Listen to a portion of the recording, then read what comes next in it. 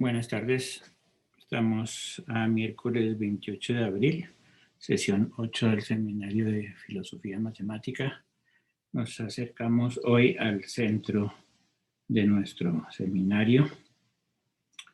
Entonces estamos en la parte del análisis, el regreso a los textos originales de Cantor. Y gracias a ese regreso también vamos a llegar como al centro de nuestra interpretación cantoriana de este semestre. Entonces hoy vamos a mirar fragmentos del Grundlagen, el famoso texto de Cantor que lo hizo muy famoso y cuya herencia pues a lo largo del siglo XX es muy amplia y muy potente. Los fundamentos de la teoría, de una teoría general de conjuntos.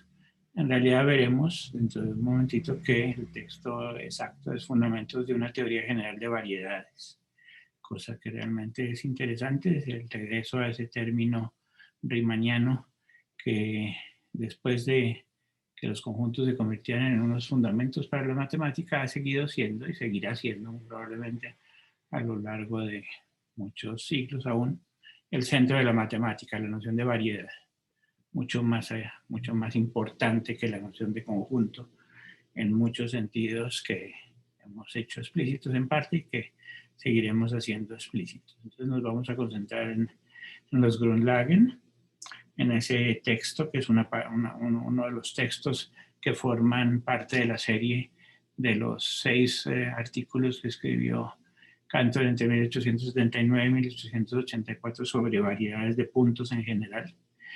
Uno de esos artículos es el Grundlagen. Artículo es poco decir, es un tratado realmente, un tratado importante de unas 60, 70 páginas, donde se trata de establecer una teoría general para los trabajos que ha venido haciendo hasta el momento, que enmarcaba en topología y que enmarcaba dentro de la reconstrucción de los números reales y en particular la problemática del continuo. Entonces eso es como una parte fundamental de lo que vamos a mirar hoy. Y utilizando entonces el Grundlagen, haré el ejercicio que considero entonces el central del seminario y de mi interpretación de Cantor este semestre. La prueba básicamente de que el diagrama de Deleuze es una manera bastante compacta, sintética y muy elegante de explicar la generación de los Alephes. Y el operador de Foucault es también una manera muy compacta, sintética y casi poética de explicar la generación de los ordinales. En tanto, entonces, Deleuze ligado a los Alephes y Foucault ligado a los ordinales. En medio de ello, pues, por supuesto, entonces, los grandes teoremas de generación del infinito a través de ese proceso, entonces, el entendimiento del transfinito a partir de esos dos muy simples y potentes ideas de Deleuze y de Foucault de los años 1960. Entonces eso es lo que vamos a hacer hoy esencialmente. Entramos directamente a mirar el texto de Cantor.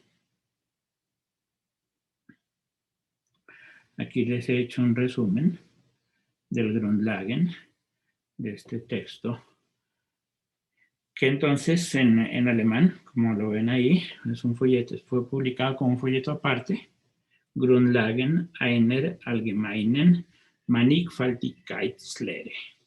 Entonces, Grundlagen, fundamentos, allgemeinen, general, Mannigfaltigkeits, variedad, y Lehre, teoría.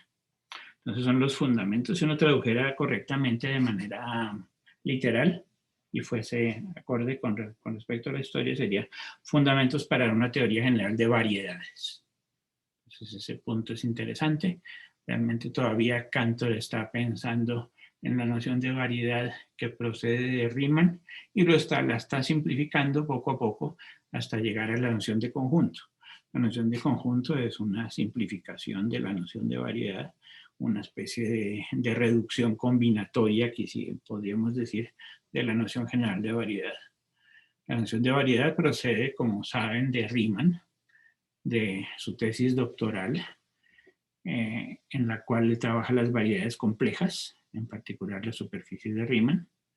Luego, más adelante, en su tesis de habilitación, en los años 1954, Riemann introduce la noción de variedad diferencial. O sea, ahí aparecen los dos grandes temas riemannianos, variedades complejas y variedades diferenciales, y muy poco después, en el famoso teorema de Riemann-Roch, estudia las variedades algebraicas también. Entonces, Riemann es el gran maestro de la noción de variedad, tanto en el ámbito complejo como en el ámbito diferencial, como en el ámbito algebraico. Ese es un corazón muy potente. Luego esa noción se va a extender gracias a Poincaré, a la noción de variedad topológica.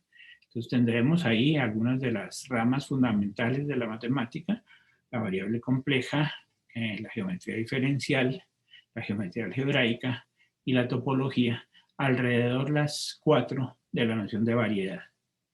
Y en particular también entonces ahora surge Cantor y trata de establecer una noción general de variedad que podríamos llamar variedad combinatoria o variedad elemental, en la cual haya poca matemática adicional, pero que sea entonces, gracias a eso, lo suficientemente universal y general.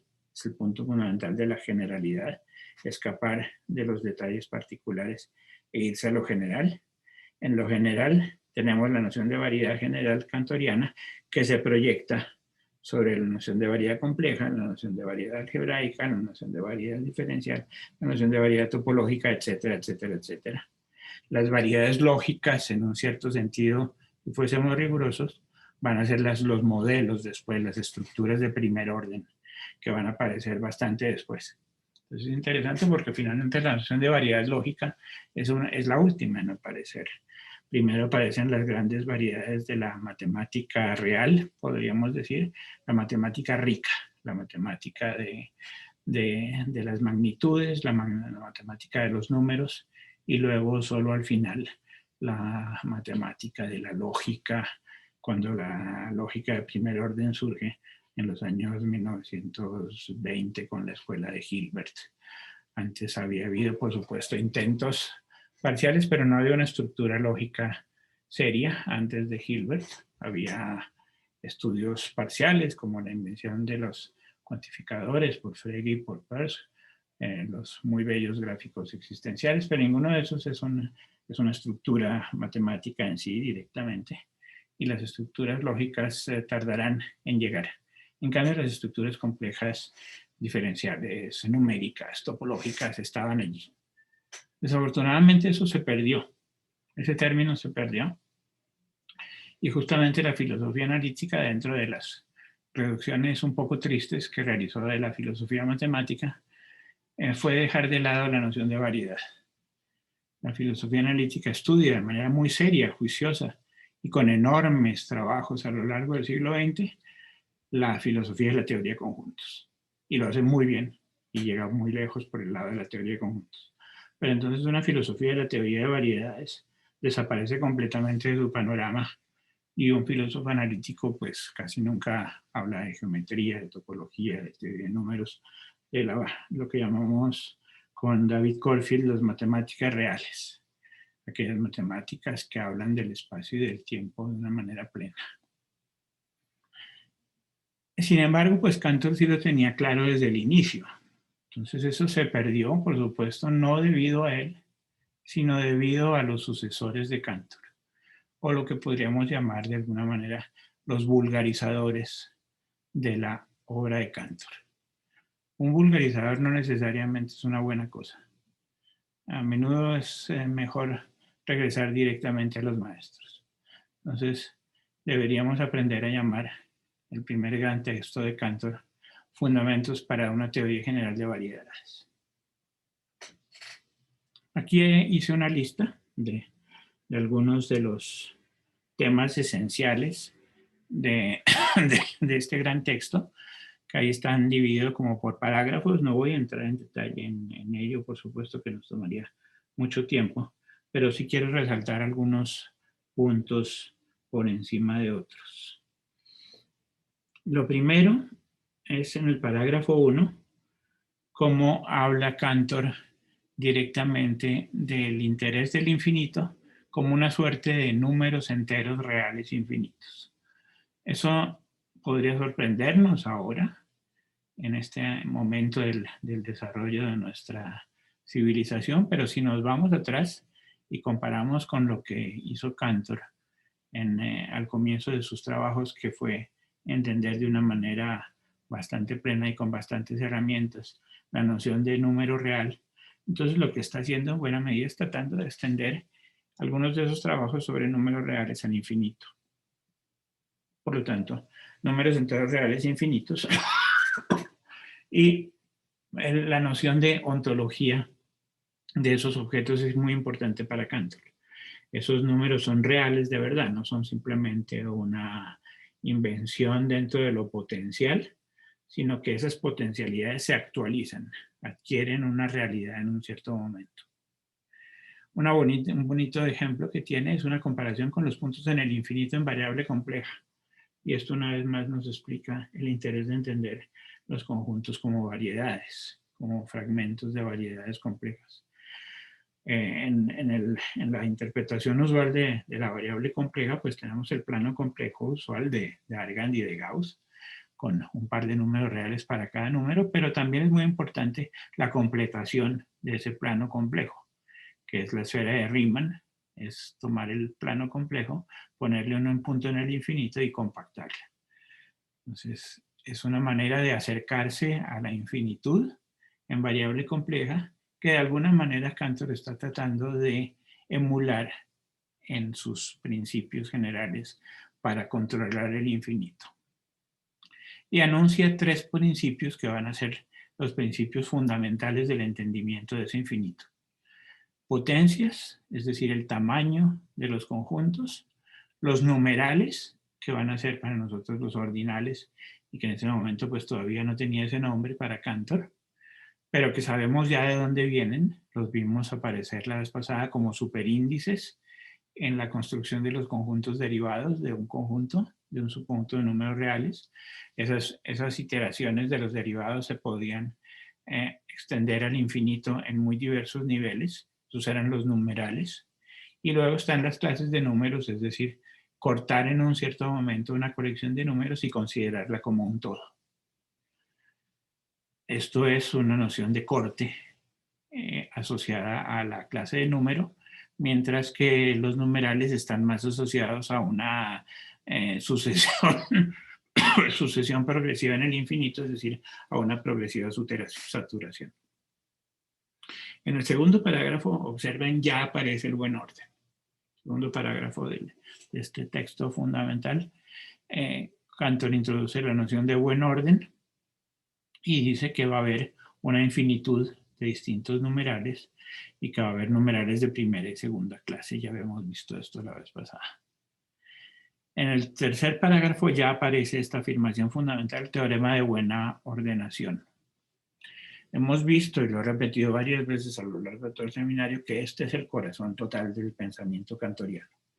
Teorema de buena ordenación, el teorema que le da una armonía general a la teoría de conjuntos. Y ahí el activo general es fundamental, y ahí lo dice el mismo Cantor. Es notable por su validez general. Lo importante es la generalidad de ese concepto, cómo ese concepto es realmente universal y cómo cubre realmente todo el universo de conjuntos. Eso es una de sus grandes fuerzas y potencias. Y es gracias a ese cubrimiento o recubrimiento, si quieren, del universo de conjuntos a partir de buenos órdenes, como luego tendremos un control en el infinito. E intuye entonces, y dice Cantor, afirmación, dentro de poco me será posible dar una fundamentación rigurosa de la hipótesis del continuo. Esa fundamentación rigurosa de la hipótesis del continuo terminará siendo siempre una especie de gran ilusión para Cantor. Sabemos que nunca lo logrará demostrar y que dependerá del axioma de elección, es decir, dependerá de su discípulo Zermelo. Pero es un axioma que, como hemos visto, es muy controvertido y dependiendo de la validez del axioma se tiene buena ordenación o no. De hecho, hemos visto que son equivalentes las dos. Prueba bastante sencilla. buena ordenación es equivalente al axioma de elección. Eso ya lo hicimos hace un tiempo. Dentro de eso, va a utilizar Cantor, como veíamos también la vez pasada, una herramienta fundamental interna que es tomar límites de límites de límites para de alguna manera cubrir el continuo. Y esto se hace con los conjuntos derivados. Entonces, en esos 3 primeros parágrafos, pues Cantor anuncia una buena cantidad de cosas importantes. Anuncia la emergencia de los ordinales, anuncia la aparición de los buenos órdenes como esqueleto fundamental de la teoría de conjuntos y anuncia un teorema de buena ordenación que será aquel que permitirá en parte controlar la hipótesis del continuo. Esos entonces son anuncios de trabajos que ha venido haciendo, que todavía no demuestra rigurosamente, y que pasará un tiempo antes de que lo establezca de una manera más, digamos, estable para el futuro. Estamos aquí en 1883, está resumiendo muchos trabajos de años precedentes, pero apenas en 1895, es decir, una década después, en sus contribuciones sobre la teoría del transfinito, sobre la teoría de los números transfinitos, ahí es que Cantor ya le va a dar un orden riguroso, definitorio, teoremático a todas estas ideas que están en estos parágrafos iniciales. Eso lo veremos la próxima vez. Ese es otro de los grandes textos cantorianos, el 1895, los Beitrage, las contribuciones a la teoría, a la aritmética de los números transfinitos. Luego vienen varios parágrafos, parágrafo cuarto, quinto, sexto, séptimo, en los cuales discute la problemática del infinito. Si el infinito es potencial o actual, si es impropio o propio. Y entonces aquí habla de todas las tradiciones que de alguna manera limitaron el entendimiento del infinito, tradiciones en las cuales el infinito solo se podía entender desde un punto de vista potencial, mientras que él dice, realmente hay que entenderlo desde un punto de vista actual, hay que actualizar ese infinito, hay que considerarlo como objetos reales, como justamente esos numerales o esas potencias o esas clases de números que proponen el parágrafo 1 y que le van a dar entonces ese sentido a ese infinito propio o real. Entonces habla de varios de ellos, ya volveremos en algunos momentos a mirar fragmentos de eso, particularmente relacionado con Leibniz, que Carlos nos había preguntado la vez pasada dónde aparecía Leibniz. Entonces Leibniz aparece en varios lugares de este texto de fundamentos para la teoría general de conjuntos y aparece también en un trabajo interesante que ya les presentaré también, que se llaman las notas de Cantor sobre la teoría general de los conjuntos.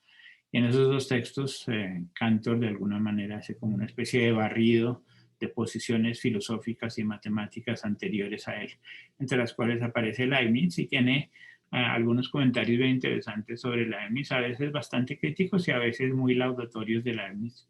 Pero en particular, Carlos, pero ya lo veremos más adelante, habla sobre todo del entendimiento de Leibniz del infinito y no habla de las mónadas que usted nos preguntaba la vez pasada. Ahí aparece en ese parágrafo 5 la palabra transfinitum, que es entonces este invento cantoriano para hablar de esta escala de distintos tamaños de infinito.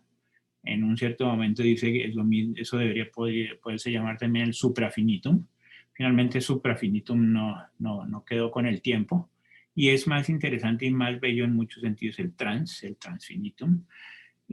Muchas razones para ello que ya hemos dado a lo largo de las nociones de síntesis. El tránsito hacia el absoluto parece ser más interesante que el supra. Llega a decir cosas como que la naturaleza humana tiene mucho de infinito. Bien interesante. Una posición bastante radical. Uno pensaría, la naturaleza humana parece ser absolutamente finitaria. Uno no ve ningún infinito por ningún lado en la naturaleza humana. Sin embargo, él, de una manera bastante bella, ideal y romántica, dice, sí, ¿no? La naturaleza humana tiene mucho de infinito. Y de alguna manera lo que está haciendo aquí es diciendo, pues dentro de la naturaleza humana está en particular el poderío de su imaginación y dentro de esa imaginación el infinito es clave. Y ahí da algunos ejemplos bastante interesantes de aplicaciones del infinito a la teoría de la música, ya veremos algo de ello, y a la teoría del arte. De alguna manera está también extrapolando su riqueza matemática, filosófica, teológica en un cierto sentido, hacia el arte y hacia la música. Aparece omega finalmente como el primer número de la segunda clase de números. La primera clase de números ya la habíamos visto, son los números finitos. La segunda clase de números son los ordinales enumerables. Omega entonces se define como el primer número de esa segunda clase. Habla en el parágrafo sexto de la fuerza de la generalización. He señalado eso con mis manos en algún momento. Hay que escapar de lo particular, hay que abandonar los muros en los cuales estamos encerrados, y escapando de los muros en los cuales estamos encerrados, nos, de alguna manera, logramos trascendernos a nosotros mismos. Compara eso con la construcción de los números complejos y propone las propiedades antinómicas de omega, que son muy bellas, ya las recordaré en el tablero de hoy. Omega es a la vez par e impar. Es un número que es esencialmente antinómico y contradictorio de entrada. Luego aparece el parágrafo 7 para Carlos específicamente. Leibniz aparece desde un punto de vista positivo, en apoyo al infinito propio, y realmente pues dice el que realmente ha entendido esta cosa antes de mí es Bolzano. Avances de la teoría de variedades, y llega a este concepto fundamental que va a ser una de las claves de todo el entendimiento de la teoría de conjuntos, que el infinito se desdobla en dos niveles: el concepto de potencia, es decir, el concepto de tamaño, y el concepto de numeral, es decir, el concepto de orden. Cada infinito está desdoblado en su tamaño y en su orden. Eso le da al infinito una riqueza muy grande, y lo dice específicamente casi de una manera pues emocionada: verdadero gozo al cual me entrego agradecido. Entonces hay una noción de verdadero sentimiento acá adentro muy fuerte que Cantor expresa gracias a lograr percibir la claridad y la belleza de ese desdoblamiento. Ya haré los dibujitos correspondientes a estas ideas dentro de un momento. Entonces, la realidad de los nuevos números de alguna manera trasciende nuestra condición. Y aparece aquí esa famosa frase que se repite mucho de Cantor, pues aquí es importante saber dónde aparece, en el parágrafo 8 de los Grundlagen en 1883, la esencia de la matemática reside justamente en su libertad. Una frase que se ha repetido mucho después: la riqueza de la matemática reside en buena manera en su capacidad imaginativa, en ir más allá de cualquier acotación que se le proponga.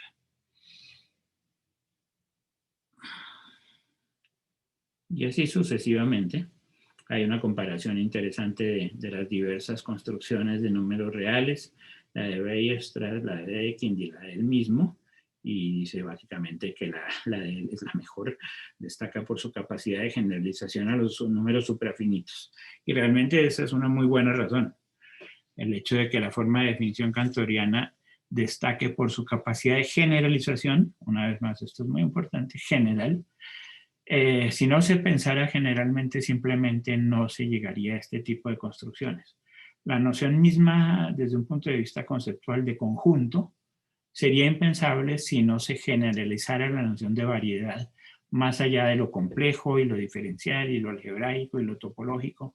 La generalización a la noción de conjunto es muy importante. Y esa generalización permite ir y construir esa jerarquía de nociones en el transfinito, los números suprafinitos, aquí los llamo. Entonces, más allá de ciertas limitantes, propone un desarrollo lógico, etcétera, enuncia la hipótesis del continuo, introduce la noción de conjunto perfecto. Recuerden, un conjunto perfecto es simplemente un conjunto, un subconjunto de los reales tales que A sea igual a su derivado, el que ya contenga todos sus límites.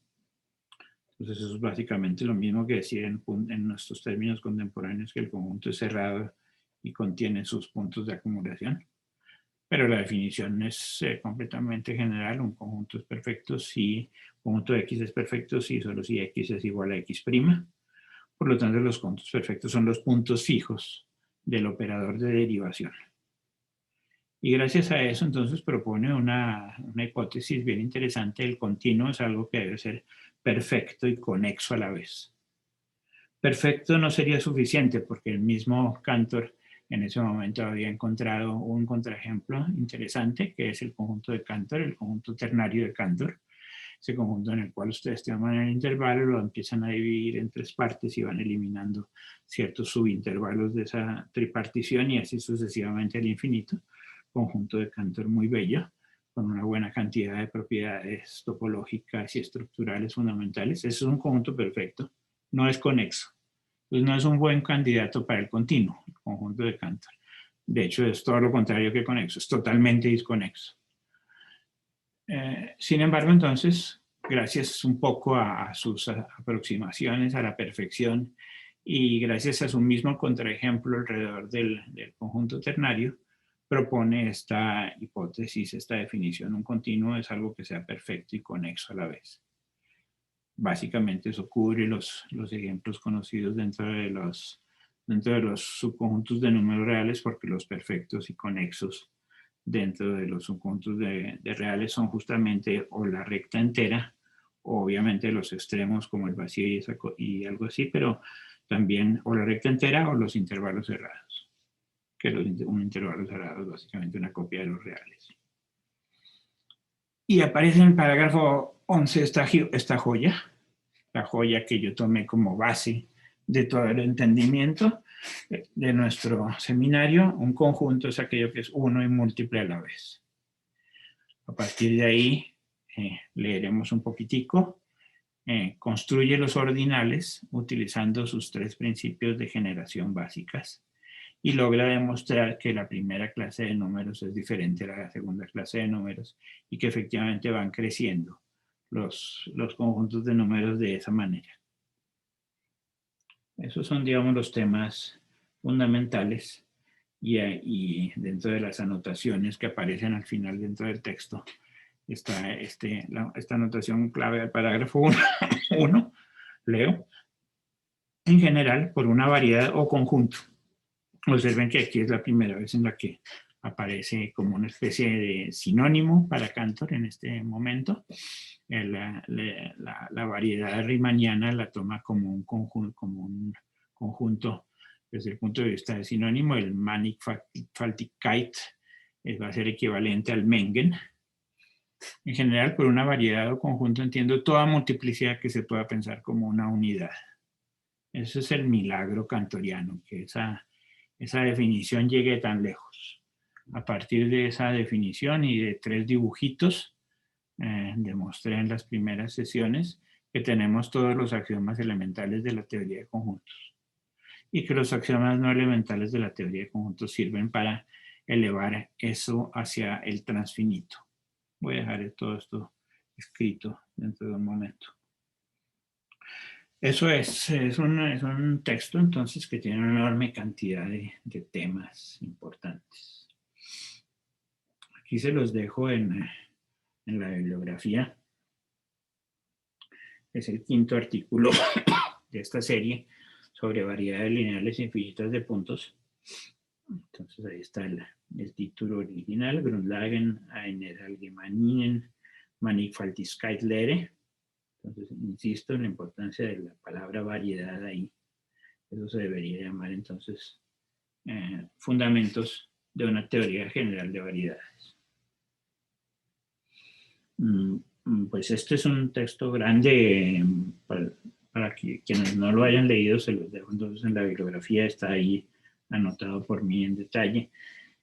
Sobre todo interesante para los jóvenes que están inscritos al seminario oficialmente, los estudiantes jóvenes. Vale la pena que lean, que le dediquen unas cuantas horas a leer este texto. Es un texto históricamente muy importante y es muy importante como que adecuarse y conocer el estilo de los autores. Aquí ustedes leerán el texto de Cantor como una verdadera novela.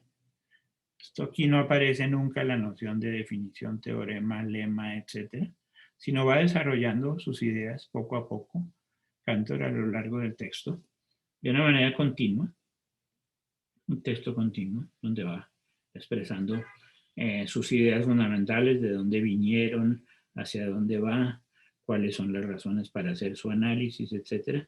Y solo me voy a concentrar en dos o tres pequeñas cositas para complementar un poco lo que he señalado en el resumen. Entonces, los principios de generación. Los principios de generación son el principio de generación a través de tomar primero que todo un buen orden, o luego tomar, gracias a los buenos órdenes, entonces subdividir la reconstrucción de los buenos órdenes en las tres etapas básicas: cero, sucesor y límite, que generarán los ordinales, o utilizar clases de números, es decir, cortar en un cierto momento un conjunto y utilizar y mirar todos los números que queden por debajo de él. Eso les da una nueva construcción, un tercer principio, que aquí está diciendo, lo llamo principio de retardo o limitación, con los cuales construye clases de números. Ya haré explícito esto con nuestros símbolos actuales, pero es interesante que se den cuenta que con el lenguaje cantoriano de esa época, con puras palabras, sin necesidad ni siquiera de símbolos, va introduciendo todas las fuerzas que tenemos contemporáneas para la reconstrucción de los números. La primera clase de números justamente es el conjunto de números finitos, y la segunda clase de números son aquellos que van a estar en equipotencia con los ordinales enumerables y así sucesivamente.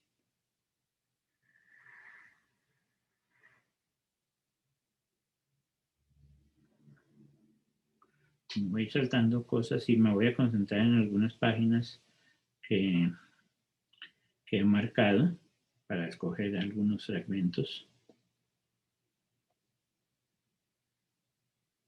Acá aparece esto que voy a mencionar: el concepto de conjunto bien ordenado aparece como fundamental para toda la teoría de variedades. Siempre es posible poner todo conjunto bien definido en forma de un conjunto bien ordenado. Volveré en un trabajo posterior a esta curiosa ley, que me parece fundamental, rica en consecuencias y especialmente notable por su validez general. Entonces aquí todos los adjetivos son interesantes, ¿no? Curiosa, fundamental, notable, general. Detrás de esto hay mucho, detrás de esos adjetivos hay un programa muy grande.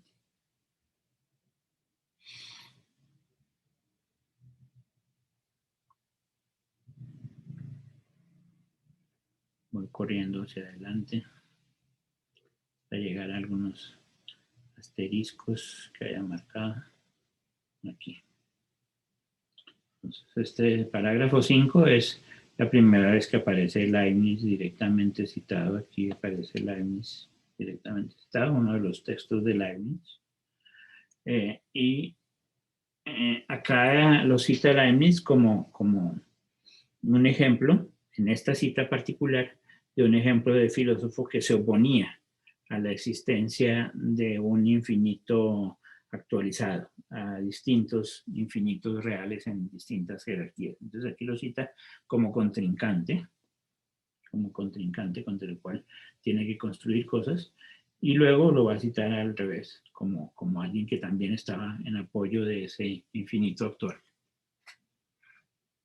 Aquí aparece este transfinitum, entonces. Lo que yo sostengo, y creo haber demostrado mediante este trabajo y mis ensayos anteriores, es que después de los finitos hay un transfinitum, que también podría llamarse suprafinitum, pues ese no prosperó, como les digo, y es mucho mejor el trans. Es decir, una escala ilimitada de medidas determinadas, que por su naturaleza no son finitas sino infinitas, pero que se pueden determinar por medio de números bien definidos y distinguibles unos de otros, de la misma manera que el finito. Esto es bien importante, que se pueden determinar por medio de números bien definidos. Entonces no es simplemente que exista una noción vaga de infinito potencial, sino que ese potencial se determina por números bien definidos y que eso produce una jerarquía de infinitos, que se llamará entonces el transfinito. Señala Cantor en una nota, todos los seres, sean finitos o infinitos, son definidos. Y este punto es importante, entonces hay una definición de esa jerarquía del transfinito, y excepto Dios, pueden ser determinados por el intelecto. Eso es lo que llamaremos, lo que hemos llamado a lo largo del seminario, los múltiples en uno. Cuando son definidos, son múltiples en uno y son determinados por el intelecto. En cambio, Dios es ese múltiple no en uno, ese concepto esencialmente contradictorio. Dios es un concepto esencialmente contradictorio. En todas las teologías así es, porque Dios es a la vez este ser extraordinario, este concepto extraordinario que produce toda la bondad, pero que acepta toda la maldad que hay en el mundo. Es esencialmente contradictorio. Eso lo vuelve particularmente rico. Es una multiplicidad no en uno. Y esa multiplicidad no en uno, entonces, no es determinable por el intelecto. Por eso es que en todas las religiones Dios escapa al entendimiento de los seres humanos. Y hay que postularlo como una hipótesis divina. Mientras que lo demás, ya sea finito o infinito, está definido y puede ser determinado por el intelecto. Aquí entonces el absoluto con A mayúscula no es determinable por el intelecto, mientras que el transfinito sí es determinable por el intelecto.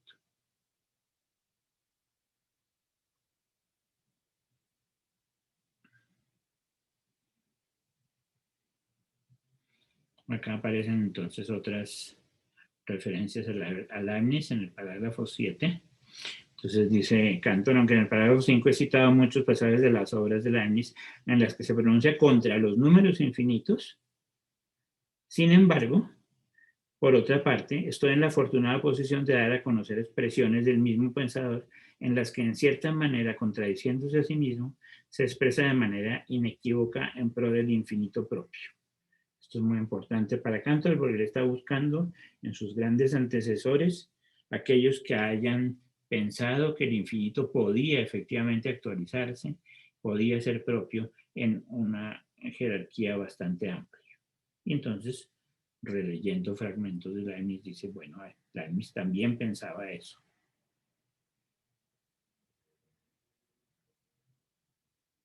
De nuevo señala esto. Otro parágrafo de Leibniz interesante. Dice Leibniz, yo, hablando en términos filosóficos, no determino los tamaños infinitamente pequeños más que los infinitamente grandes. O sea, no más los que son divisibles hasta el infinito que los que se pueden multiplicar hasta el infinito.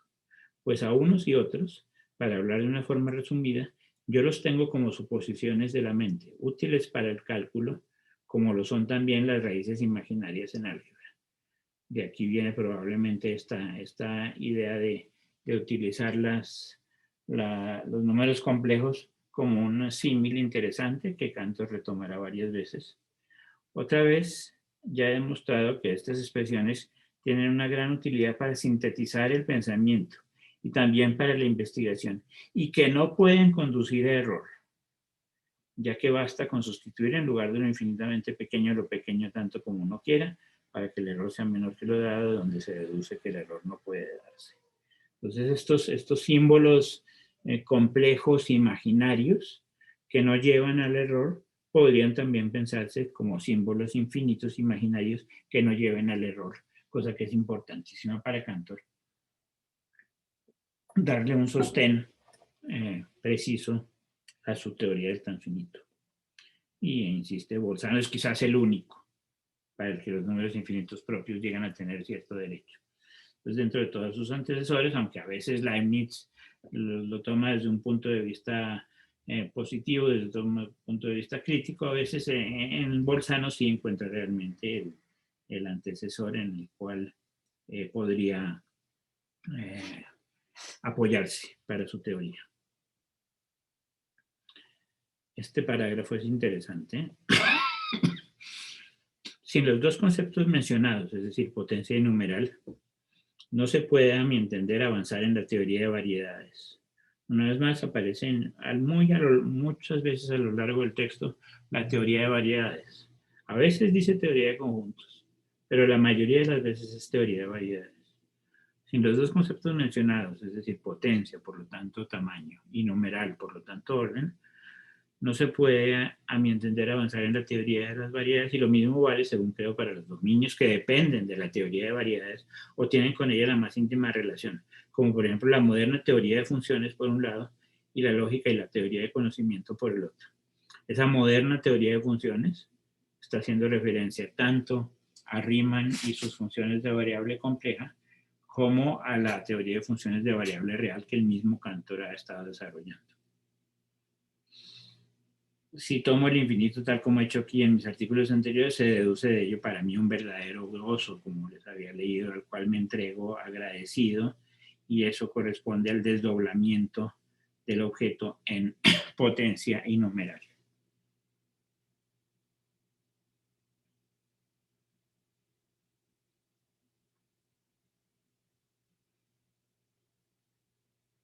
Acá está entonces la frase famosa. La esencia de la matemática reside justamente en su libertad. Y así sucesivamente. Digamos que básicamente con eso tenemos alguna idea de los ejemplos, pero ahí les dejo entonces el texto para que lo lean con cuidado y pues están remarcadas y subrayadas las partes más importantes dentro del texto. Detengámonos finalmente en esto un momentito. Parágrafo 11. Los principios de generación de los números. Los principios de generación de los números son, primero que todo, tomar los límites. Omega más, toma omega, construye omega como el límite de los finitos y luego empieza a seguir y sigue con ese proceso. Entonces obtiene el primer principio de generación. Tiene omega más 1, omega más 2, omega más eta. Gracias a esto, entonces puede seguir luego y con ese principio de generación obtener distintos niveles, 2 veces omega más 1, 2 veces omega más 2, y así sucesivamente, seguir indefinidamente con este proceso, con estos procesos de generación gracias a sucesores y límites, obtiene todos los ordinales enumerables, que ya los habíamos visto. La formación de estos nuevos números, dice Cantor, como se ve, no tiene fin. Aquí aparece ya explícitamente todo lo que conocemos hoy en día sobre los ordinales enumerables. Acá está la construcción de todos los ordinales enumerables, siguiendo explícitamente sus principios de generación del infinito. Y después de eso, entonces, lo que tiene que hacer es introducir una clase nueva de números. Para eso, entonces, introduce un tercer principio que llama el principio de detención o limitación, que es tomar todos los ordinales con una cierta propiedad.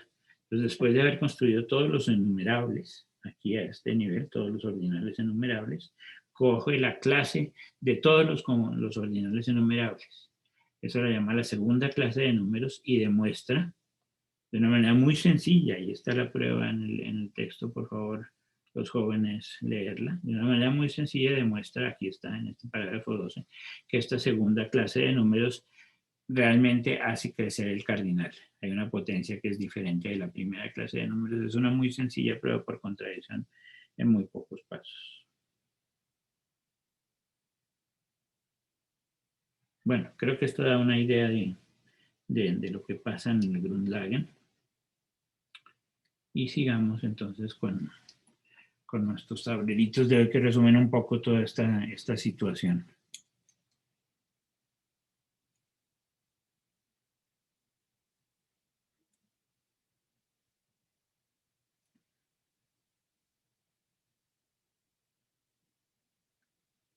Estamos entonces en la sesión 8.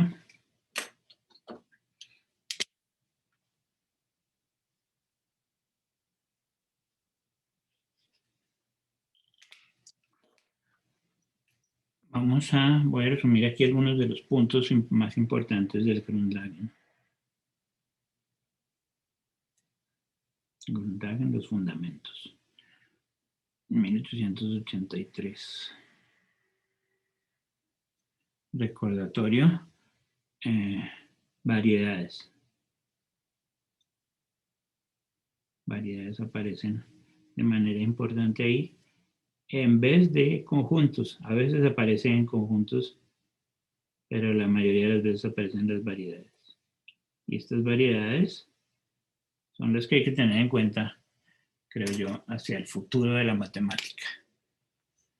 Los conjuntos, por razones históricas y más bien que todo dogmáticas, creo yo, adquirieron una importancia fundamental, pero no debería haber sido así.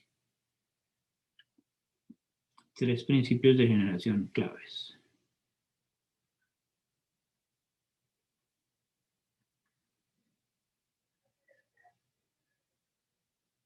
Tres principios de generación, que son los que dan lugar al universo clave central de la teoría de conjuntos. Lo primero y fundamental son los buenos órdenes. Son los buenos órdenes que dan lugar entonces a los ordinales. Posteriormente, en este texto solo aparecen buenos órdenes, no está definida todavía la noción de ordinal. Las clases de números e intermediariamente las potencias, ¿sí? El tamaño, potencias, tamaños. Y utilizando las potencias, las clases de números crecientes.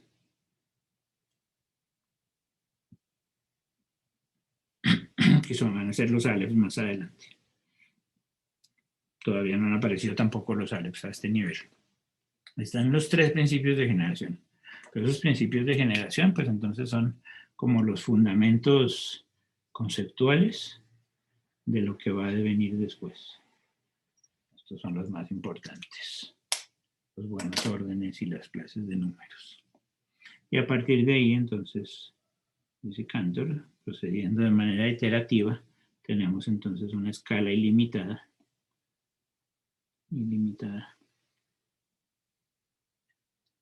Escala ilimitada de medidas.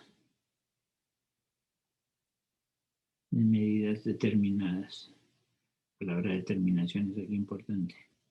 De medidas determinadas infinitas. Básicamente todo aquí es importante. La escala, lo que nos da realmente entonces esta especie de esqueleto ilimitada, que continúa indefinidamente, medidas que va cortando y va dando niveles determinadas en los cuales los objetos se actualizan y eso nos genera entonces algo en el infinito. Esto entonces es lo que Cantor llama el transfinitum. El transfinitum, y que también lo llama el suprafinitum durante unos párrafos hasta que luego desaparece el término. Transfinitum es el que queda.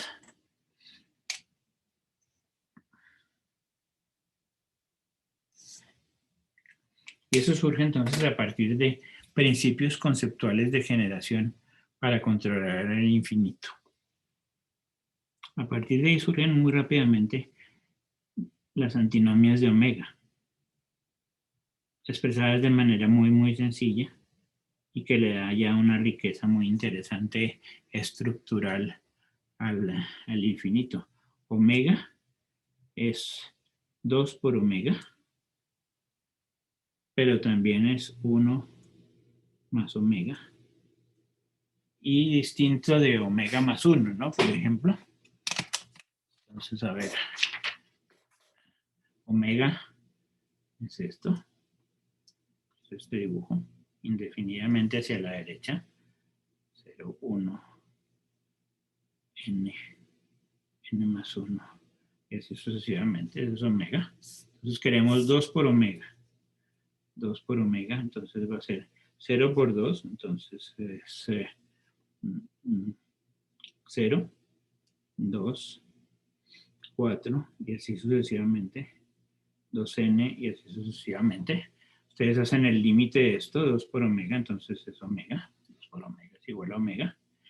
1 más omega, ¿qué es? Es poner un punto por debajo de toda una sucesión infinita, empieza 0, 1, 2, un punto por debajo de todos ellos, a la izquierda, todo esto de aquí les da omega, entonces 1 más omega también es 2 por omega, entonces omega es a la vez par e impar.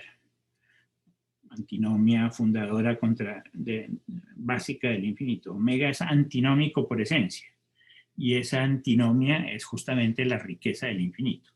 Omega es antinómico por esencia, es a la vez par e impar. Mientras que claramente omega es diferente de omega más 1. Omega es esta serie infinita, mientras que omega más 1 es esta serie infinita, en el cual le ponen al final un punto en el infinito. Aquí está n más 1, todos estos puntos, y le ponen un punto en el infinito, que aquí es el mismo, que sirve de testigo de todo lo que está debajo. Entonces, omega más 1, esto por definición es omega unido con omega. Este número claramente es distinto de este, puesto que este no tiene límite a la derecha, mientras que este tiene límite a la derecha, o dicho de otra manera, aquí hay un punto en el infinito, y aquí no hay un punto en el infinito. Y así sucesivamente. Las bellezas de los ordinales, pues, son grandes. Creo que la mayoría de ustedes ya los conoce claramente. Entonces, omega es a la vez par y par.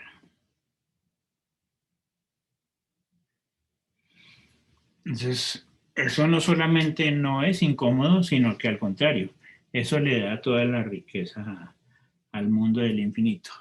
Gracias a que omega es antinómico, omega es interesante.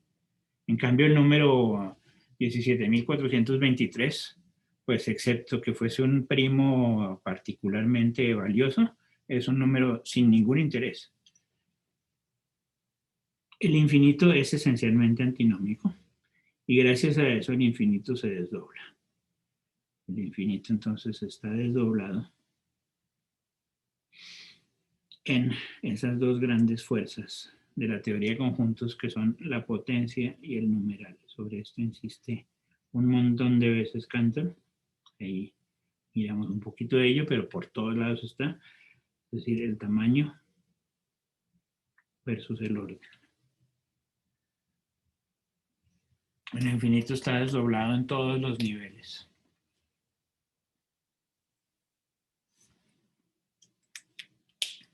Si nosotros cogemos esto y lo expandimos un poquito, esta idea,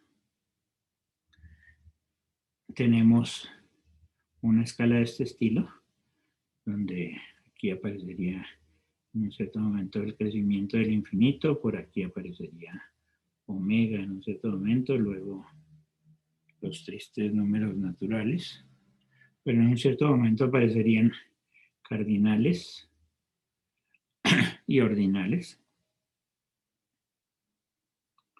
Y lo que sucede en el infinito es que para cada cardinal infinito hay infinitos ordinales del mismo tamaño. El ejemplo que hemos visto ya repetidas veces es: coja omega como el cardinal y tome todos los ordinales enumerables. Todos los ordinales enumerables por encima de omega, pues ya los hemos visto, son listas bien grandes: omega más 1, omega más 2, etcétera, omega por 2, omega por 3, omega por n, omega al omega, etcétera. Todos los polinomios en omega al omega, etcétera. Todos esos son ordinales enumerables desde el punto de vista de los ordinales. Entonces, aquí todos están en biyección entre ellos, y tenemos, por lo tanto, infinitos ordinales para un mismo cardinal. Ordinales para un mismo cardinal. Ese cardinal, por definición, es el alef. Los alef son los cardinales infinitos. Por encima de omega hay entonces toda una noción de equivalencia relativa entre fragmentos del universo ordinal, y ese es el desdoblamiento del cual habla Cantor. El desdoblamiento está dado por esto. Infinitos ordinales para un mismo cardinal. Mientras que por encima de todo eso, desde el mundo relativo, estaría la noción del absoluto, que en principio es incognoscible, mientras que lo relativo es cognoscible para el intelecto. El absoluto sería incognoscible para el intelecto. Y los tránsitos viven aquí. Este es el trans, este es el mundo del transfinito.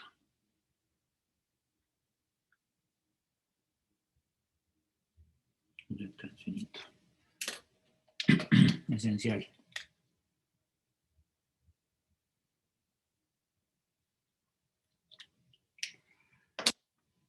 Este desdoblamiento es básicamente la gran riqueza del mundo infinitario.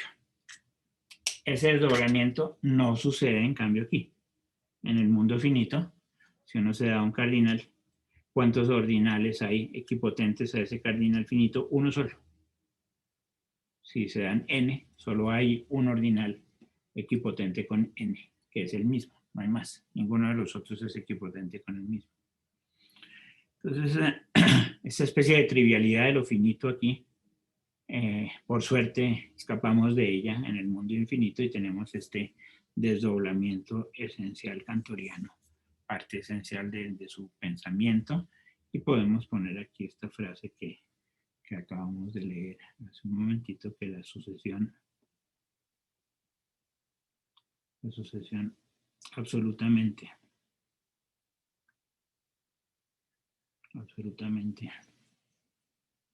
infinita de los números.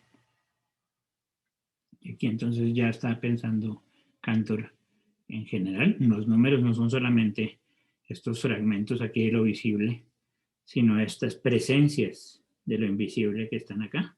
Aquí ya estamos en el océano de Deleuze, realmente.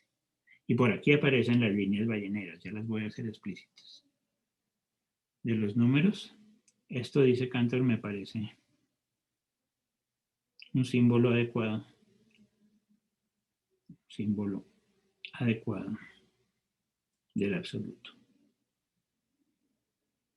Entonces ese absoluto se nos escapa, queda por ahí arriba, pero un símbolo de eso está dado por esta escala, la escala del transfinito. Tenemos entonces estos dos principios de generación fundamentales, el transcardinal, podemos decir de alguna manera, el transcardinal, que está formado por clases de números,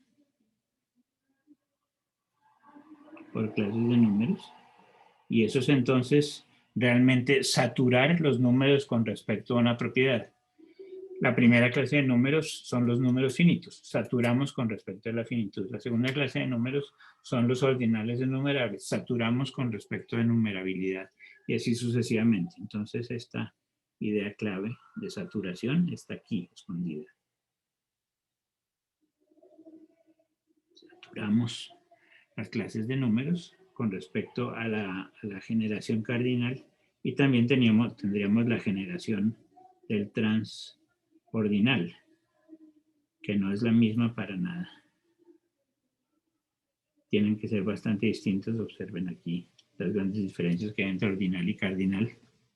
Estos están armados por los tres pasos básicos de cero, sucesor y límite. Cero, sucesor y límite. Y cada uno de estos corresponden a cortes. Cortamos en el inicio, cortamos en el siguiente o cortamos en el límite.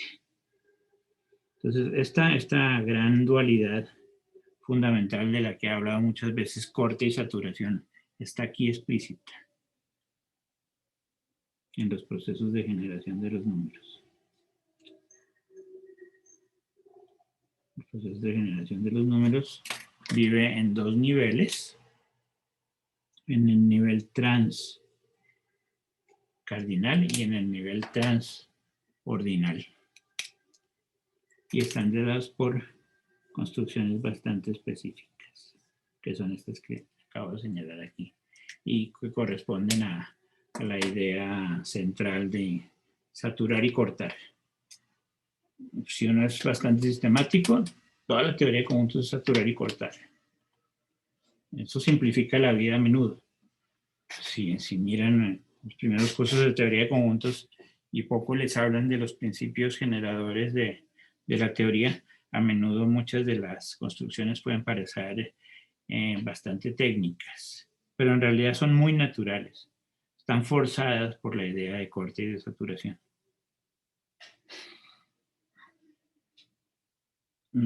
A partir de aquí, podemos llegar también a uno de los digamos, centros del seminario, que ya en realidad lo habíamos dibujado juntos la vez pasada, pero entonces Arnold Osta me pidió precisarlo y acá está.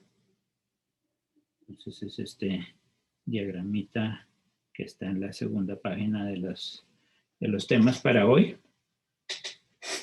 lo que yo llamo el corazón transfinito, o si jugamos con nuestros términos, la corrazón transfinita. Es un término andrógino, masculino y femenino a la vez. El corazón transfinito o la corrazón transfinita de la teoría kantoriana de conjuntos es este back and forth fundamental entre los arquetipos y los tipos. Los tipos son aquellos que viven en lo particular, que son consistentes, que son buenos órdenes locales y que están capturados por los ordinales y los alephs, por el desdoblamiento del orden y del tamaño, y que son los múltiples en uno. Gracias a cortes podemos producir definiciones recursivas y tenemos entonces una suerte de minimalidad ahí adentro. Recortamos en un mínimo nivel. El mínimo nivel va a ser o el cero o el sucesor o el límite. O luego podemos hacer lo contrario, en vez de trabajar con mínimos, trabajar con máximos, saturar el concepto, coger todos los enumerables, todos los ordinales enumerables, por ejemplo, y hacer entonces pruebas por inducción sobre esa saturación. Y eso nos va llevando poco a poco a los múltiples que no son en uno, que viven arriba, que son entonces arquetipos universales, esencialmente inconsistentes y buenos órdenes globales. Eso es bastante interesante también, esa lectura, porque lo inconsistente tiende a ser lo universal. De hecho, si miramos las raíces de la palabra universal según Florensky, lo universal es aquello que es el uno de univ, el uno de uni, luego vers, versus, y alt, los altri, los múltiplos. Entonces, el uno versus el múltiple. Eso es lo universal. Lo uno versus el múltiple tiende a ser inconsistente cuando estamos bien arriba. Entonces, los universales son inconsistentes. Pero eso no quiere decir entonces que no puedan ser imaginados por los seres humanos. Gracias justamente a esa inconsistencia es que pueden de nuevo proyectarse sobre las ramas intermedias. Y ahí tenemos entonces detrás de este dibujito a Llull, a Ramón Llull, con sus escalas del ascenso y el descenso del entendimiento. Descendemos y ascendemos en el entendimiento, o en matemáticas de una manera más precisa llamaríamos el descenso es la proyectividad. Proyectamos desde lo alto, desde lo libre, desde lo universal, e inyectamos desde lo concreto, lo particular, lo local. La lucha. Entonces ahí están algunas de las luchas fundamentales entre el Aleph con A mayúscula y PH y el Aleph con A minúscula y F, que es uno de los símbolos interesantes y bonitos de esto, gracias a los dos Jorge Luises, a Jorge Luis Cantor y Jorge Luis Borges, como nos enseñó Estefanía Kuak en un texto muy, muy bello, o de una manera aún más amplia, los arquetipos luchando con los tipos, los múltiples no en uno luchando con los múltiples en uno, y saturando y recortando. Si saturamos, nos vamos acercando poco a poco al múltiple no en uno. Si recortamos, nos vamos reduciendo poco a poco al múltiple en uno. Y vamos en ese proceso permanente de proyección e inyección dentro de la teoría de conjuntos. Es interesante porque esto realmente parece ser un corazón fundamental de la teoría de conjuntos, muy, muy rara vez explicitado. De hecho, creo que nunca nadie lo ha explicitado, excepto nosotros aquí en este pequeño ejercicio. Es curioso, porque es realmente un proceso muy amplio, muy universal, y puede extenderse. Señalaba yo la vez pasada que este principio general de proyectividad e inyectividad, que aquí en la teoría de conjuntos adopta estas formas muy específicas. Estas formas muy específicas son la recursión y la inducción en ordinales transfinitos, que es el centro de nuestro seminario, las pruebas por inducción en ordinales transfinitos. Ese centro específico de la teoría de conjuntos puede también proyectarse por fuera de la teoría de conjuntos. Yo señalo en la parte de abajo, proyectividad e inyectividad son uno de los troncos comunes conceptuales, tanto para la teoría de conjuntos como para la teoría de categorías. Uno puede mirar en teoría de categorías proyectividad e inyectividad como dos grandes fuerzas fundamentales del pensamiento categórico, y de hecho, pues en mi libro sobre Grothendieck está muy, muy explicitado eso permanentemente. Como para Grothendieck la proyectividad y la inyectividad iban acumuladas la una con la otra, eran procesos duales fundamentales para entender los objetos matemáticos. Y muchas de las grandes construcciones grothendiekianas son procesos de generalización, justamente de universalización, de escapar de lo particular para poder proyectar desde construcciones altas, donde haya suficiente libertad. La libertad está arriba y las restricciones están abajo. En los tipos están las restricciones, en los arquetipos están las libertades.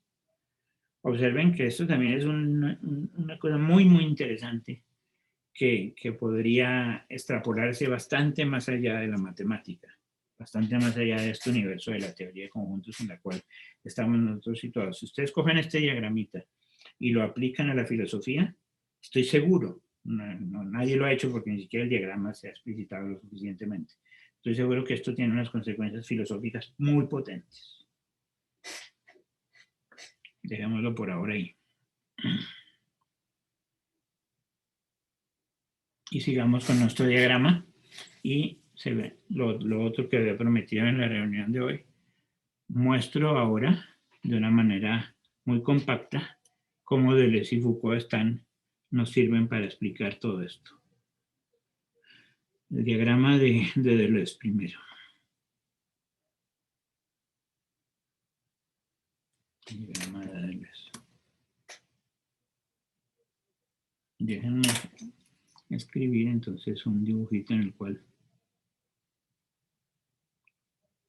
le demos sentido a esta idea de que el diagrama de Deleuze sirve para entender este universo de una manera muy rica.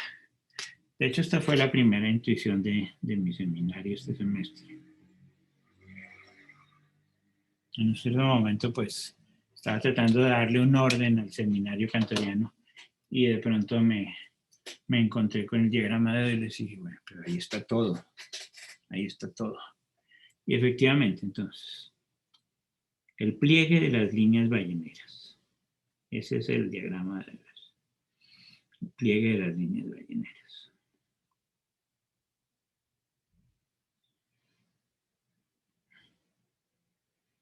¿Qué pasa si recuerdan ese diagramita rápidamente?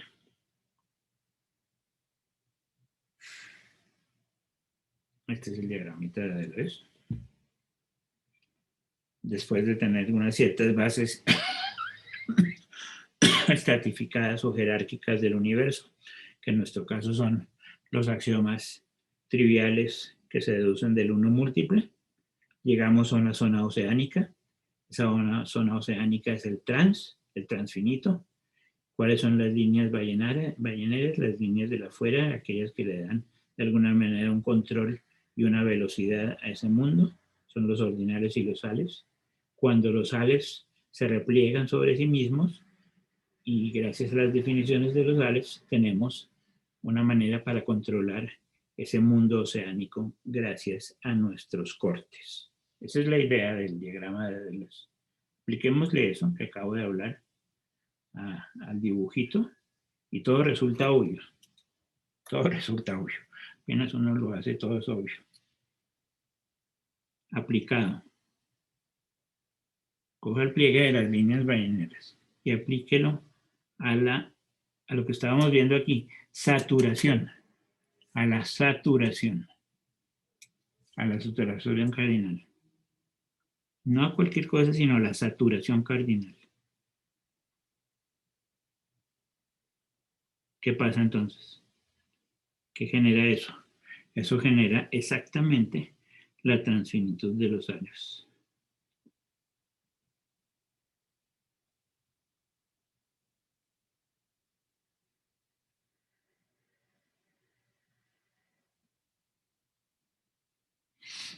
¿Por qué? Déjenme escribir la fórmula que está en Cantor, la forma explícita de Cantor. La transfinitud de los sales surge de saturar cardinalmente y utilizar el pliegue de las líneas balleneras. Las líneas balleneras son los ordinales.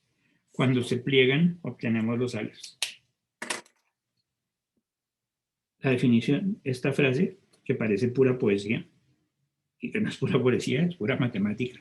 Ojo, es que la poesía es la matemática, eso ya es otro problema. Pero esta es la definición de Cantor. ¿Cómo se define el Aleph a la alfa más 1? Por definición, estos son los ordinales que son equipotentes al paso anterior. Aleph alfa. Entonces, ¿qué estamos haciendo aquí? Estamos haciendo una saturación local exactamente. Estamos saturando localmente.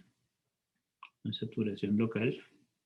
Con respecto a Aleph alfa, estamos tomando todos los gamas asociados a eso.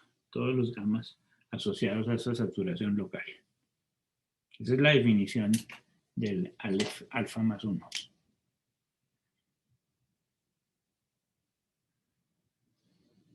Entonces, cojan un nivel de la construcción y saturen localmente ese nivel. Entonces, esta saturación es la que corresponde aquí y eso nos va generando entonces toda la transfinitud de los alfas. Si hacemos el dibujito, tenemos aquí nuestro universo gigante, el Aleph, todos los Alephs con minúscula, nos da una escala gigante, y el Aleph alfa más 1 se define vía el paso anterior, Aleph alfa, replegándose, pliegue sobre el nivel anterior, se pliega exactamente sobre el nivel anterior y nos genera entonces Aleph alfa más 1. Aquí está el pliegue explícito. Pliegue explícito es reducirse al nivel anterior. Mientras que el Aleph grande es en cambio la colección de todos los Aleph alfas, donde ahora tenemos alfa recorriendo todos los ordinales, donde alfa es cualquier tipo, Aleph es cualquier tipo de ordinal posible. Entonces aquí ya no tenemos una saturación local, sino una saturación global. Saturamos globalmente sobre toda la escala y trabajamos con todos los Alephs. Entonces tenemos esos dos niveles importantes. El Aleph alfa más 1 plegándose sobre el nivel anterior, gracias a esta definición, permite saturar localmente todos los niveles previos, o sea, todos los que están aquí intermedios quedan saturados en el nivel anterior, y luego podemos saturar sobre toda la escala completa y nos da la colección de todos los Alephs. Entonces este diagrama de Deleuze en este primer ejemplo nos muestra que tenemos una situación de autorreferencia, de pliegue, aquí en esta definición, y si la aplicamos uniformemente sobre toda la escala de los Alephs, generamos la transfinitud de todos los A's posibles. De manera similar, hagamos hoy un ejercicio similar ahora con el operador de Foucault. Este ya lo había hablado yo, pero no lo había escrito bien, entonces acá lo estoy escribiendo bien. El operador de Foucault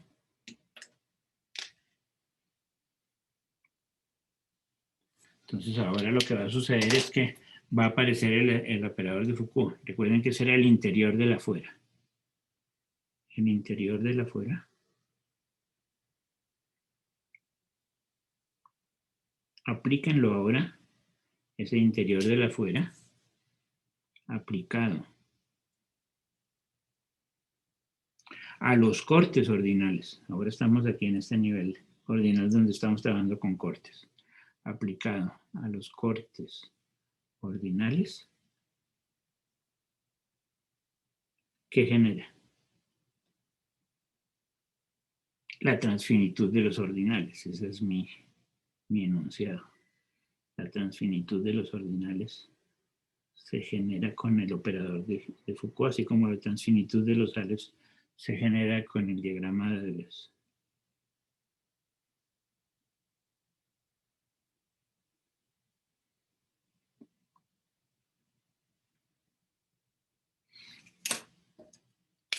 Cortamos y miramos el interior de la fuera.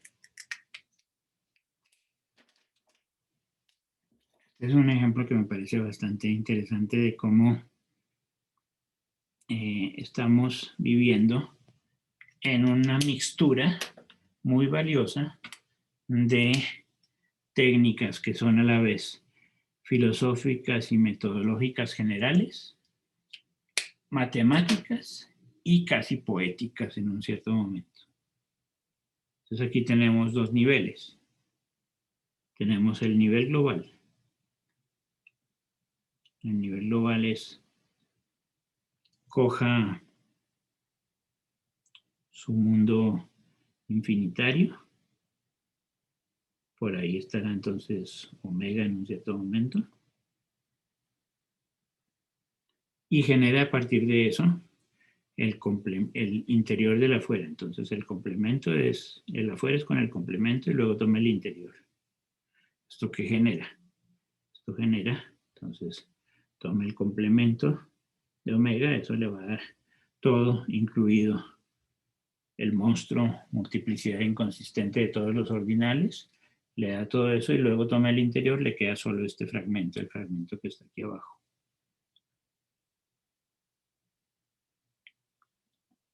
Esto es entonces el, aquí omega complemento interior, es todo este fragmento de aquí y eso es exactamente el transfinito. Entonces eso les da el transfinito de todos los ordinales. Si lo hace localmente, si en vez de trabajar desde omega, corta en un cierto alfa específico, un alfa ordinal, entonces obtiene a un nivel local,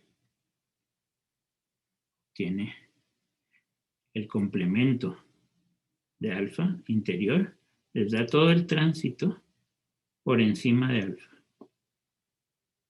Tránsito por encima de alfa. Todo el transfinito por encima de alfa. Entonces tenemos como construcciones, ecuaciones matemáticas que están reflejando una situación bastante global general y que corresponden, lo que me sorprende mucho es que corresponden exactamente al pensamiento de Kant. Para ir terminando entonces este tablerito, hagamos aparecer los axiomas.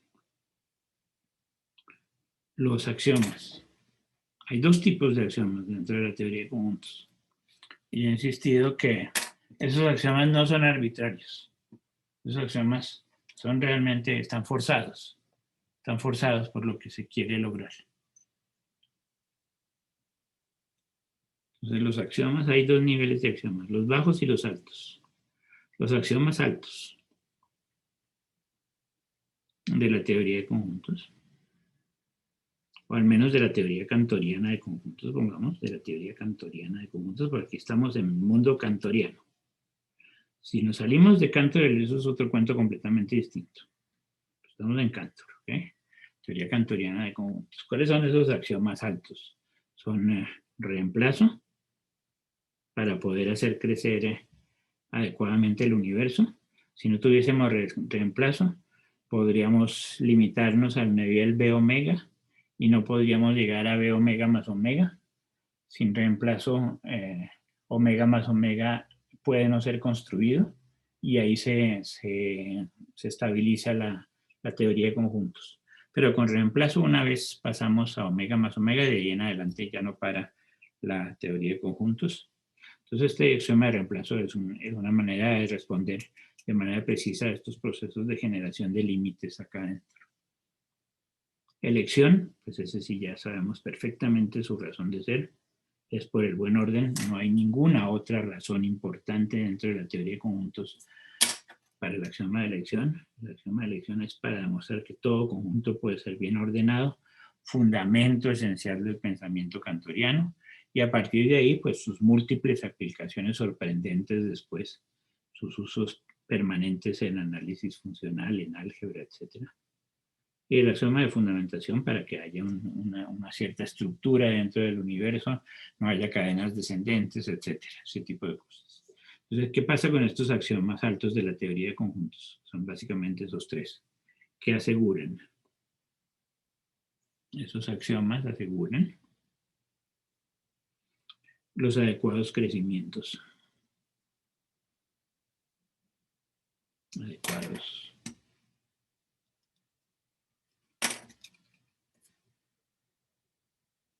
Los adecuados crecimientos del universo.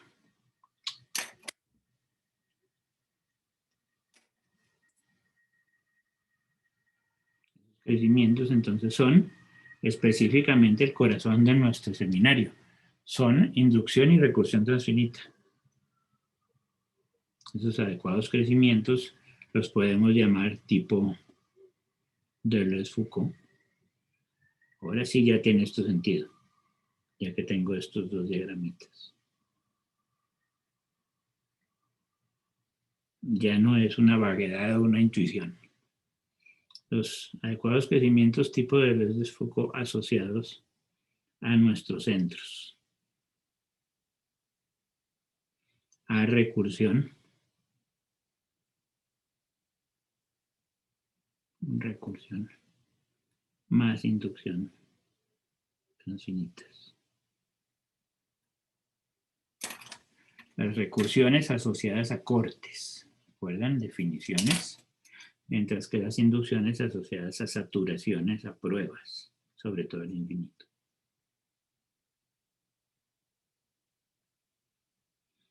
Ese es el centro completo de nuestro seminario.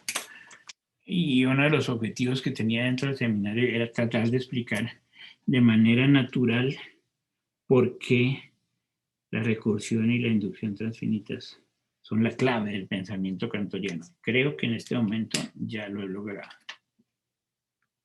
En síntesis,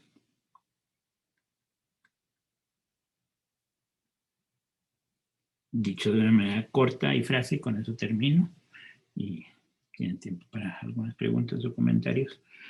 La teoría kantoriana de conjuntos. No otras, insisto.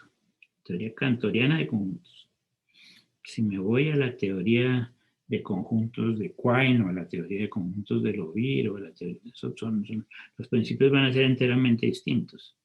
Y claro, los axiomas también van a ser enteramente distintos. Pero en síntesis, la teoría kantoriana de conjuntos responde a ¿qué? A tomar los axiomas bajos de la teoría de conjuntos y desplegarlos sobre el universo. Entonces responde a, llamémoslo de esta manera, como a desplegar.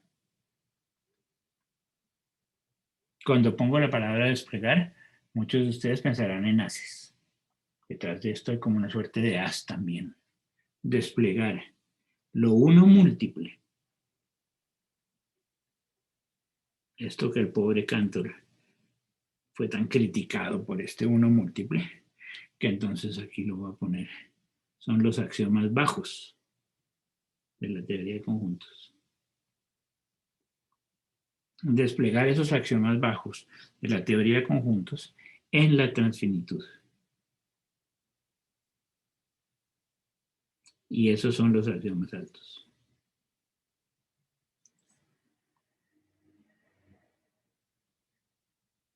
Los axiomas altos de la teoría.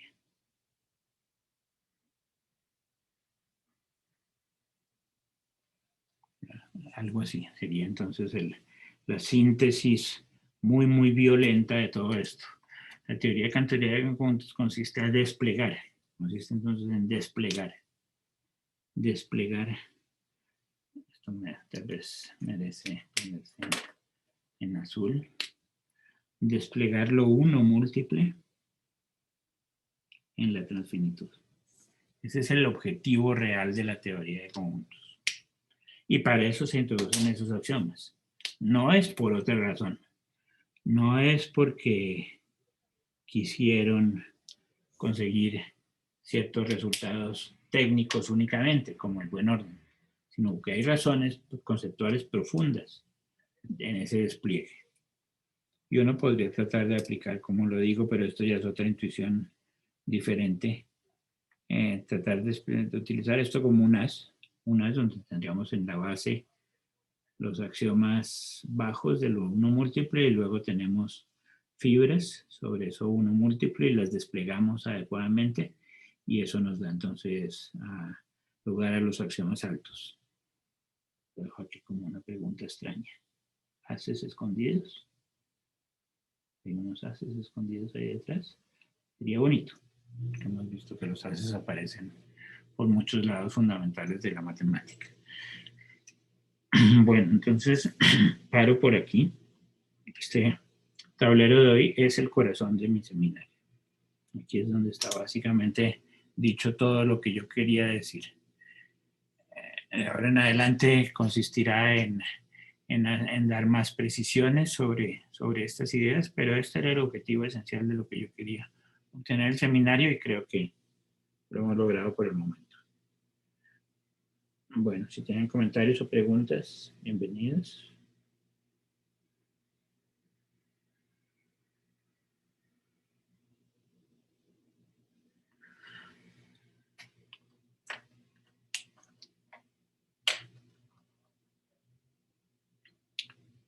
Sí, Juan Diego Cristancho, por favor. Buenas tardes, profesor Salamea. Buenas. Yo tengo una pregunta acerca de cuál es la relación que Cantor establece o que se establece en la obra de Cantor entre las matemáticas y lo divino. Y esto lo pregunto porque estuve revisando el texto de Cantor de las notas a la teoría de los transfinitos y allí Cantor hace una interesante distinción entre dos tipos de infinitos actuales, el transfinito y el infinito absoluto, que este infinito absoluto es el que él distingue como Dios. Y él dice que este infinito absoluto es reconocible, pero esencialmente incognoscible. No tenemos nosotros manera para acceder a él. Eh, entonces, pues yo me ponía a pensar como, bueno, pero ¿qué nos dice entonces el transfinito acerca de este infinito absoluto? ¿Cuál es la relación que podemos trazar entre estos dos?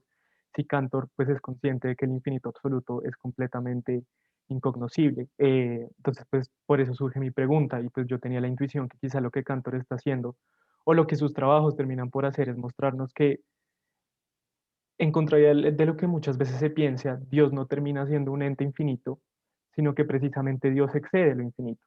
Dios sería algo así como un ente eterno, que está mucho más, está por encima de cualquier consideración acerca del infinito que podamos tener, y esto quizá puede acercar mucho más de lo que ya está a Cantor, a Platón o incluso al mismo San Agustín. Sí, de hecho, en muchos momentos y en esas notas que ahorita las voy a mencionar y presentar las notas a la teoría de los transfinitos, efectivamente, Cantor varias veces hace referencia a San Agustín, pero lo que usted señala, pues de hecho está en el diagrama central que les presenté hoy.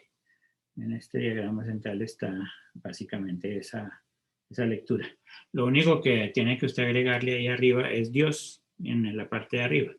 La parte de arriba, en vez del Aleph con A mayúscula, el homenaje a Borges, que me parece apropiado y tal vez más bello mismo que la noción de Dios general.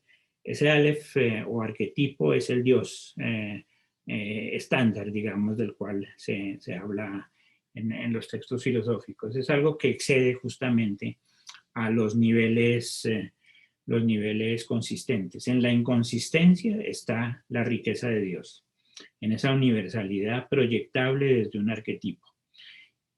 ¿Qué sucede entonces? Gracias a este ir y venir entre los tipos y los arquetipos, el arquetipo, si no es enteramente cognoscible, sí nos da pistas para entender los distintos tipos.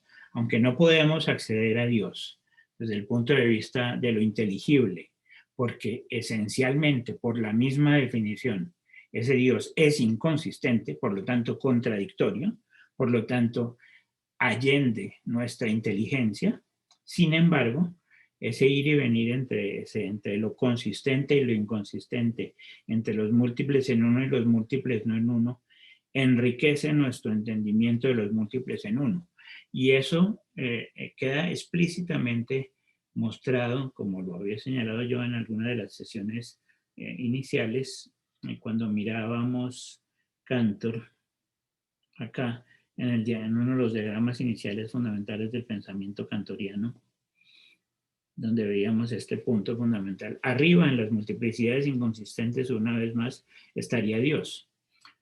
Yo trato de no usar demasiado la palabra Dios, que es difícil, o el término, o el concepto, o la imaginación de Dios, que es difícil de controlar, y utilizar más bien palabras que no estén tan cargadas de historia o de múltiples sentidos o de polivalencias.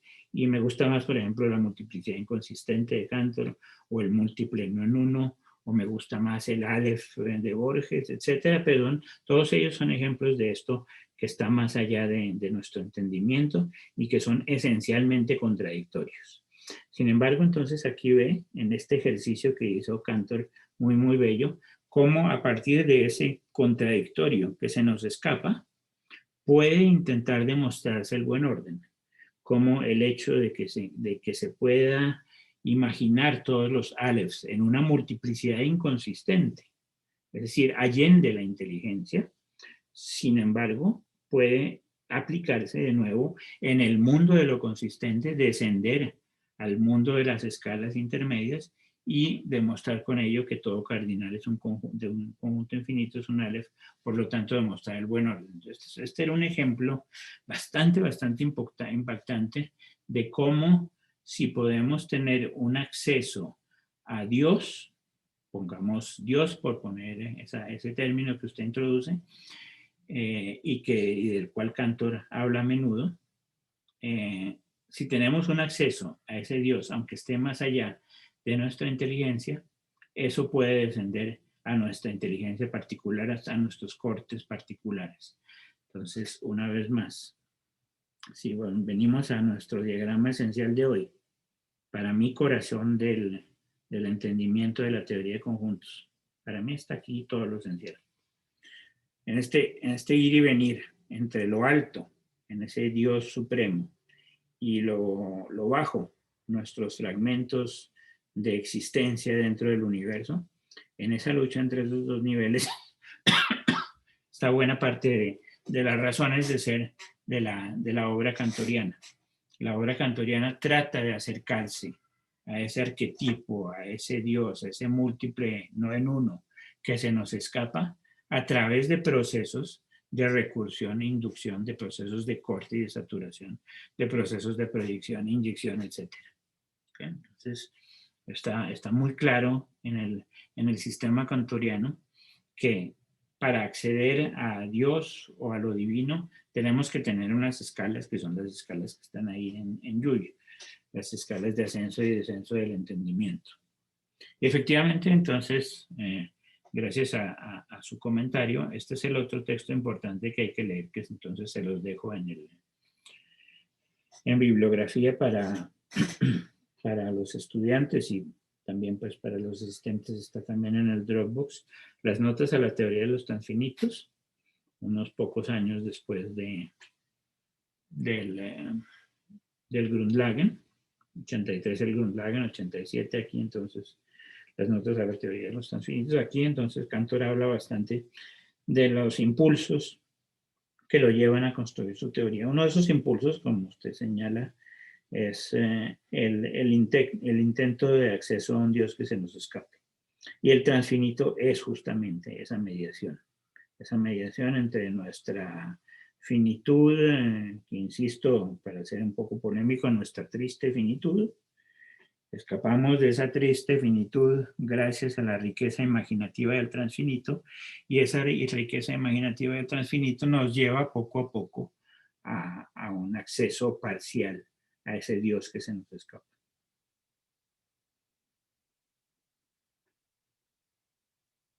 Muy bien.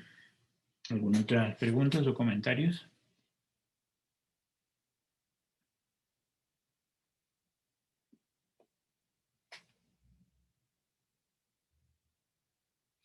Entre otras cosas, también aquí para Carlos, en este texto que le dejo entonces en bibliografía de Carlos Cardona, también aparecen varias veces referencias a Leibniz, pero siempre las referencias a Leibniz que aparecen en estos textos tienen que ver con el problema de la infinitud, no con el problema de las mónadas. Desafortunadamente, por aquí en todo lo que leí, no aparecen explícitamente las mónadas como algo que lo impulse a Cantor. Más bien lo que lo impulsa es el problema de la actualización del infinito.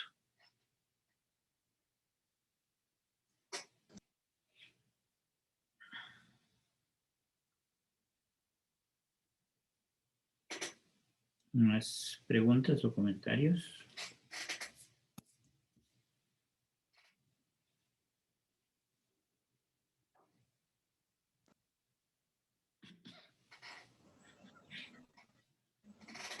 Buenas tardes, profesor. Buenas, Lucas. Pues me surge una inquietud, pues ya que toca el tema de los múltiples 9 en 1, porque digamos, se puede decir es el estrato pues mayor, ¿no? Como el alto. Lucas, le Pero, estamos oyendo súper entrecortado. Hay como una especie de eco.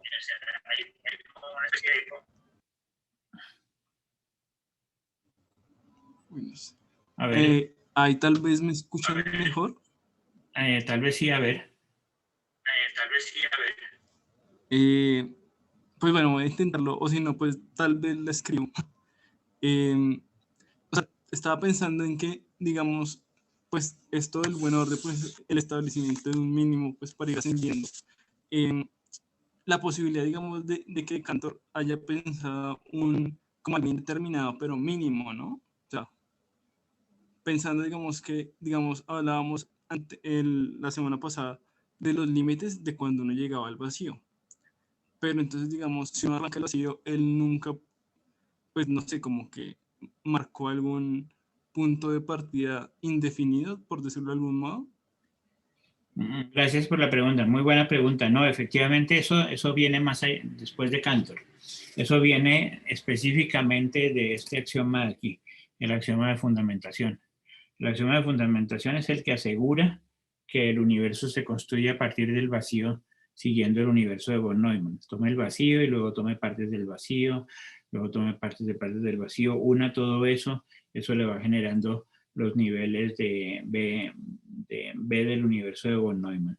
Entonces, el hecho de que haya un inicio en el vacío es una invención de von Neumann, gracias al axioma de fundamentación. Eso no estaba dentro de la mente cantoriana. Esos son los axiomas altos ya de la teoría que van más allá del mismo Cantor. Gracias por la pregunta. Entonces, lo que sí piensa Cantor es en estos procesos de generación fundamentales, buenos órdenes y clases para hacer crecer el universo. La noción de inicio ya realmente no es tan importante para él. Lo importante es justamente el transfinito. Entonces, lo que pase después de omega, que en realidad todo procede aquí del vacío. Esto es una cosa de von Neumann.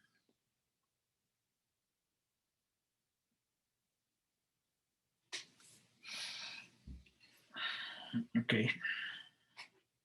¿Otras dudas o preguntas? Gracias. Gracias. Sí, profesor. Pues nos ha dicho que Zermelo fue el que introdujo el axioma, pero pues quisiera saber si Cantor llegó a pensar en la necesidad de crear este axioma o era algo muy natural para él y no llegó pues, a concretarlo, o cómo sucedió eso. Sí, de acuerdo. Entonces, es como usted indica. ¿Quién hablaba? José Sebastián. Sí, señor José. Ok. Entonces, sí, gracias por eso. Efectivamente, para Cantor era muy, muy natural el asunto del buen orden. Y un ejemplo de esa naturalidad está en lo que señalaba hoy del inicio del gran texto de los Grundlagen, de los fundamentos de la teoría de variedades. Entonces, ahí aparece directamente desde el inicio el buen orden como algo natural dentro del universo. Nunca se le ocurrió a Cantor que tuviera que haber unos principios básicos para demostrar ese teorema, esa propiedad. Para él era una propiedad natural, obligatoria, necesaria del universo de la teoría de conjuntos. Finalmente, desde un punto de vista técnico, no era tan fácil ese hecho y sí se requirieron unos axiomas para demostrar el teorema del buen orden. Ahí es entonces su discípulo, Zermelo, pero en vida de Cantor, Zermelo introduce el axioma de elección. 1904 es eso, el axioma de elección de Zermelo. Los primeros axiomas para la teoría de conjuntos en general son de 1908 apenas. Y el axioma de elección es el primer axioma, antes que todos los demás, para trabajar la teoría de conjuntos. Y el objetivo específico de Cantor, lo hicimos explícito en una de las sesiones pasadas, es que gracias al axioma de elección se puede demostrar el teorema del buen orden. Entonces, para Zermelo era muy importante demostrar el teorema del buen orden, ya que para Cantor eso era totalmente natural y era una propiedad deseada de la teoría de conjuntos. De hecho, si no se hubiese dado esa propiedad dentro de la teoría de conjuntos, todo el edificio cantoriano se le derrumbaba para él. Él necesitaba el buen orden para que todas las cosas funcionaran bien. Y como tal vez le señalé rápidamente en alguna de las sesiones pasadas, el hecho de que Koenig en un cierto momento creyera haber demostrado que 2 al Aleph 0 no podía ser un Aleph, era gravísimo para la teoría de conjuntos, porque entonces la teoría, si 2 al Aleph 0 no era un Aleph, eso quería decir que 2 al Aleph 0 no podía ser bien ordenado, por lo tanto se derrumbaba la teoría. Justamente para luchar contra eso fue que Zermelo introduce el axioma de elección y con ello demuestra el teorema del buen orden. Entonces, módulo el axioma de elección, vale el teorema del buen orden, cosa que para Cantor era esencial. Era fundamental, era natural. A él no se le ocurrió nunca que eso tuviera que proceder de axiomas más básicos, como el axioma de elección.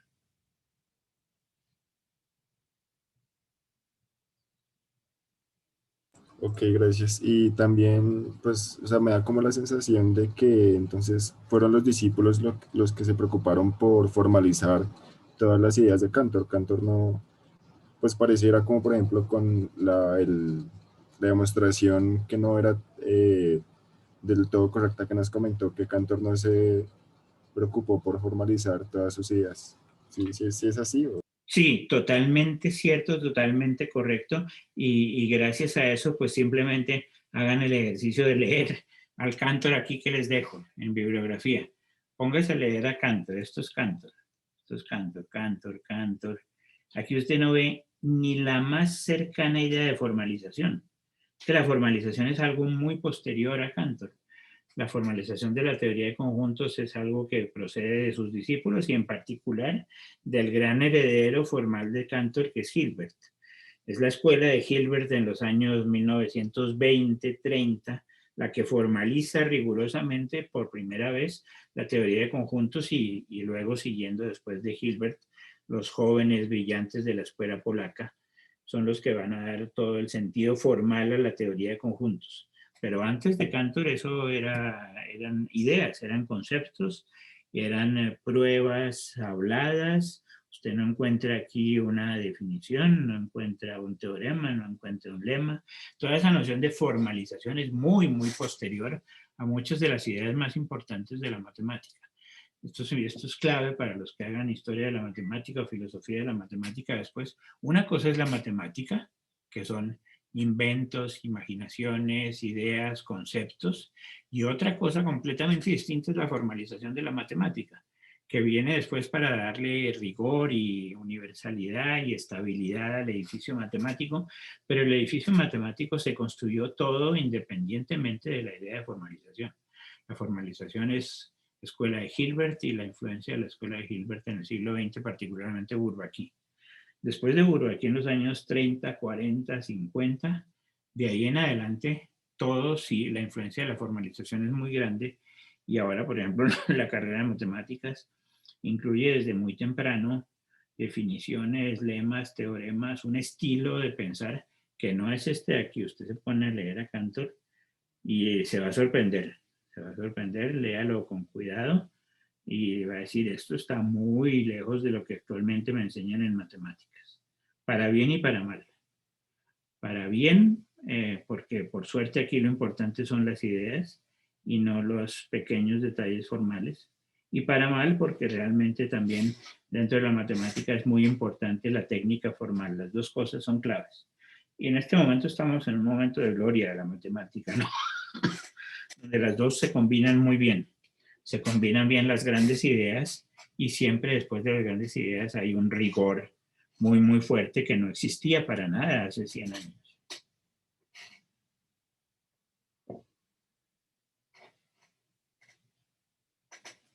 Gracias.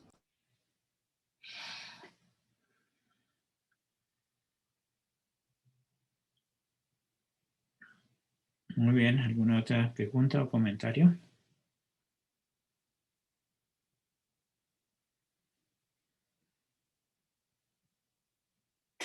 Bueno, pues si no es más, podemos parar por aquí.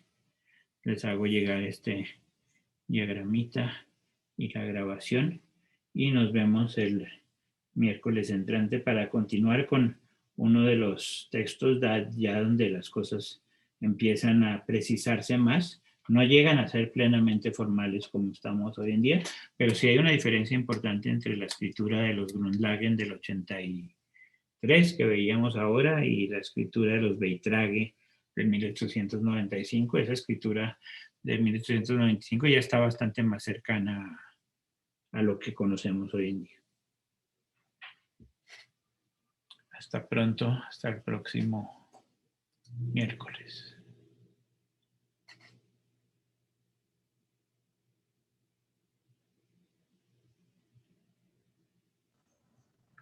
Gracias, buenas